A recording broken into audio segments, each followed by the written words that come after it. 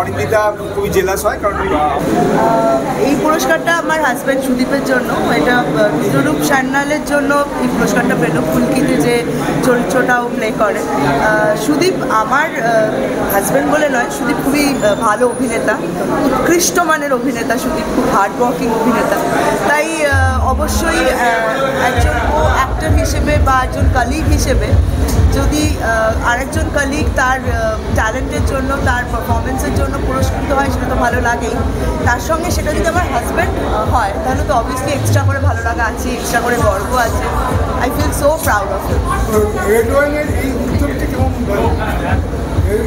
এক সেকেন্ড বাকি কথা আমি পরে বলছি, ডিটেলে কথা হয়েছে। ওকে, পুরো কথা আমি আচ্ছা, রেডিও ওয়ানের এই উদ্যোগটাই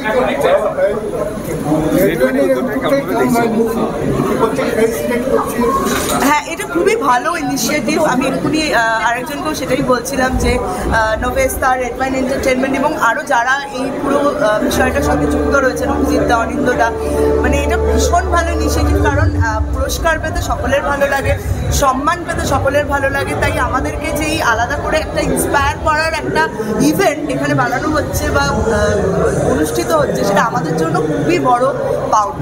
আচ্ছা, বাড়িতে এখন একটা ছোট সদস্য হচ্ছে, কতটা টাইম দেওয়া হচ্ছে, কেমনভাবে প্যাম্পারিং করা হচ্ছে? দেখো, কাজ তো করতেই হবে, কাজের বাইরে কাজ করার পর বাড়িতে এসে যতটা সময় আমরা পাই ওর জন্যই থাকে। আমাদের মা রয়েছে, আমার আরও 2 ছেলেমেয়ে রয়েছে, আমাদের 4 পেয়ে 2 ছেলেমেয়ে রয়েছে, তো বাকি সময়টা ওখানেই। আমরা দুজনে ওই জন্য খুবই কম হয় যে আমরা খুব বাইরে গিয়ে এদিক ওদিক পার্টি করি বা কিছু করি, কারণ আমাদের বাড়িতে সারাক্ষণ আমরা পার্টি করি, তো ওইটা আমাদের জন্য খুবই মজার একটা সময়। স্যার কি বলছিলেন?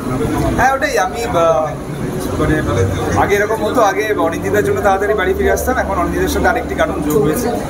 হ্যাঁ, তো তাড়াতাড়ি ফিরে আসি, ফিরে এসে ওর সাথেই থাকি এবং ও প্রচণ্ডই অনিন্দিতা খুবই জেলাস হয় কারণ আমার মেয়ে খুবই আমার নেওয়াটা, তো এটা আমার কাছে বাবা আসলে আর কাউকে পাত্তা দেয় না। তো আমার কাছে আলাদা, মানে আমার মেয়ের কাছে যাওয়া, বাড়িতে ফেরা, এটা তুমি তখন বুঝতে পারবে যখন তুমি বাবা হবে।